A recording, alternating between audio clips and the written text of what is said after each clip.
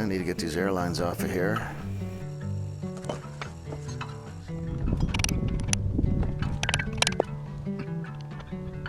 Whoever installed these airlines 50 years ago or whenever really did me wrong, and they put the swivels on the top end of the lines, so I can't take the hoses off the canister. So I'm trying to get this Adel clamp off of there to pull these hoses, and the nut is rusted on the bolt, and it's just, the bolt is spinning and it won't come off. Oh yeah, don't forget to subscribe. So, Thumbs up, baby. oh joy.